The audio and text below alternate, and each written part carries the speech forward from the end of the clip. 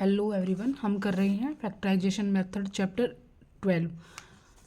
Factorisation method में हम इसमें जो है क्या क्या गिवन है उनके बारे में इंट्रोडक्शन करेंगे। कुछ इसका नेचुरल नंबर्स फैक्टराइजेशन होता है, अलजेब्रिक एक्सप्रेशन होता है and method of A common factor होता है। ये इन सभी के बारे में डिस्कस करेंगे जो हमें एक्सरसाइज में देखने को मिलेगा। तो नेचुरल नंबर्स क्या होता है उसके बारे में देखते हैं। जैसे एग्जांपल ले लेते हैं, factor of a natural numbers क्या होगा। अगर हम कोई भी एग्जांपल ले लेते हैं 30, अगर 30 ले लिया तो इसके हम कौन कौन से फैक्टर बना सकते हैं, किस किस से ये डिवाइड हो सकता है। एक तो ये खुद 1 से होगा, एक ये 2 से होगा, 3 की टेबल में 30 आता है और 4 की टेबल में नहीं आता, 5 की टेबल में आता है, 6 की टेबल में आता है एंड 7 की टेबल में नहीं आता, 8 नहीं, 9 नहीं, 10 की टेबल में आएगा और फिर ये आएगा 15 की टेबल में। इसके बाद आएगा 15 की टेबल में, फिर खुद की टेबल में आएगा यानी कि 30 की टेबल में। तो ये क्या हो जाएंगे इसके नेचुरल नंबर्स के जो फैक्टराइजेशन इस तरह से हम फाइंड आउट करते हैं, जो भी जिससे भी डिविजिबल हो रहा है। Factor of A algebraic expression, इसमें कहा गया factor of A algebraic expression क्या होगा 5xy। तो मान ले अलजेब्रिक एक्सप्रेशन क्या है 5xy, तो इसमें क्या फैक्टर हैं, एक 5 है, x है एंड y है। तो इस प्रकार से इसके ये अलजेब्रिक एक्सप्रेशन हो जाएंगे। Method of A common factor क्या होता है, मान लो कोई एग्जांपल है 2x + 4, तो उसका कॉमन क्या होगा, हमारे पास कॉमन फैक्टर क्या होगा, वो होगा 2x + 4 में अगर हम सोल्व करते हैं तो इनमें से कॉमन का मतलब ही क्या है कि इसमें से कुछ कॉमन आ रहा है। तो 2 कॉमन निकालेंगे, x + 2 2 जा 4, तो यही हमारा क्या हो जाएगा कॉमन फैक्टर हो जाएगा 2 × x + 2। तो ये था method of A common factor. ऐसे ऐसे आपको क्वेश्चन देखने को मिलेंगे जिसमें से आपको कॉमन निकालनी होगी चीज़, वो method of A common factor होता है। नेक्स्ट है क्या इसमें फैक्टराइजेशन बाय ग्रुपिंग टर्म्स। किसी भी टर्म्स का ग्रुपिंग टर्म्स है, कोई इकट्ठी है, उसका फैक्टराइजेशन कैसे होगा। अगर आपको ऐसे कोई इक्वेशन गिवन है 2xy + 2y + 3x + 3, इसको हमें अगर फैक्टराइजेशन करना है तो क्या होगा, इन दो नंबर को ले लेते हैं, इनमें से क्या कॉमन दिखाई दे रहा है 2 और y इसमें भी है, 2 और y इसमें भी है, तो दोनों में से 2y को बाहर ले लेते हैं, अंदर क्या बच जाएगा x, और इसमें से क्या कुछ बाहर चला गया, कुछ नहीं है तो 1 बचेगा, कुछ भी नहीं है तो 1 तो होगा ही होगा।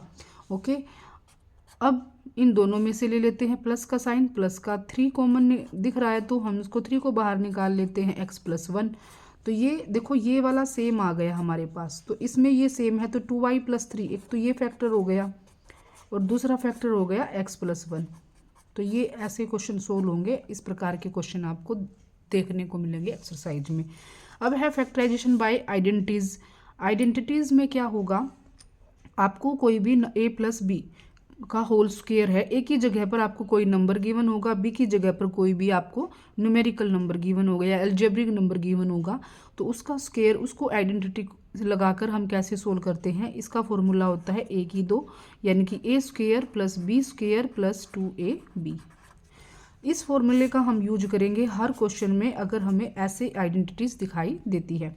मान लो आपको ये स्टेटमेंट दे दी x² + 8x + 4 16, तो हमें इसको हम खुद से ही एनालाइज करना होगा कि इसमें क्या होगा।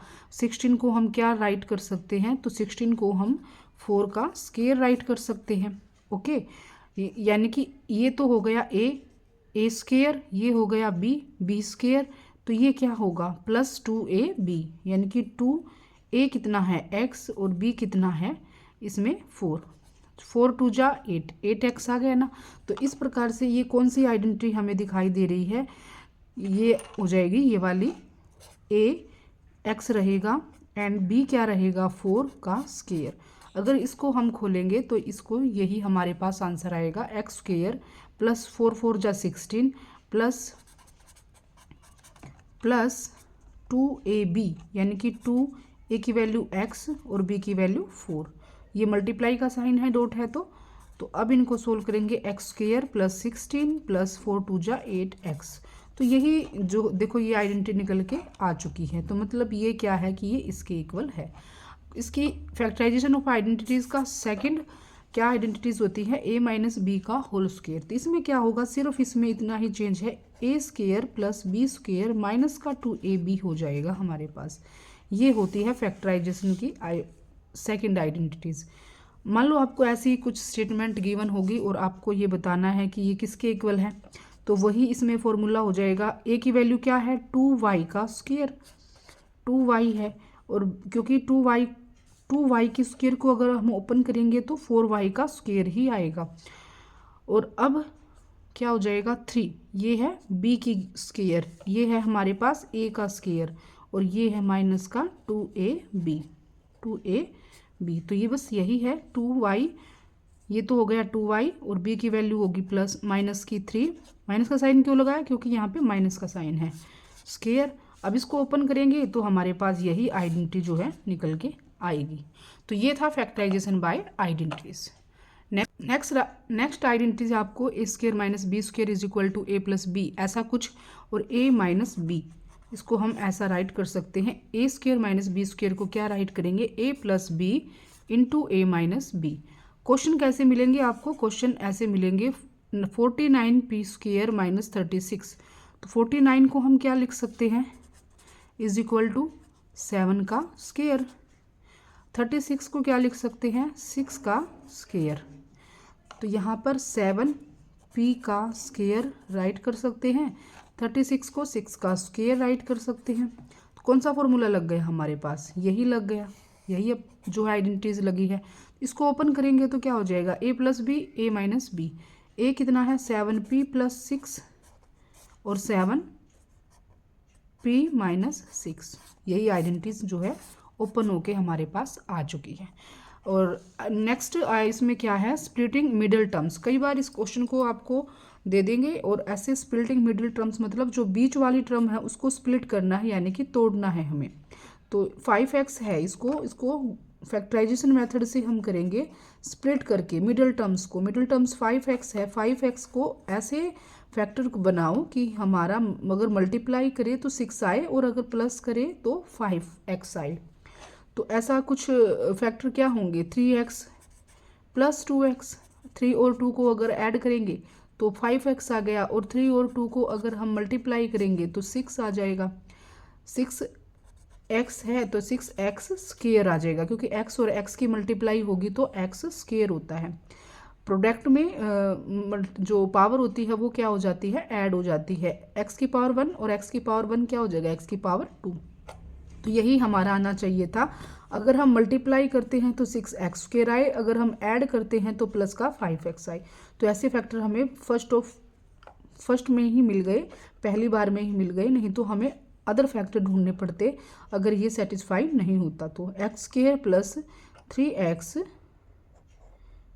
प्लस 2x प्लस 6, सिर्फ हमें क्या किया है, 5x को ही जो है स्प्लिट करके हमें 3x प्लस 2x राइट किया और कुछ नहीं किया।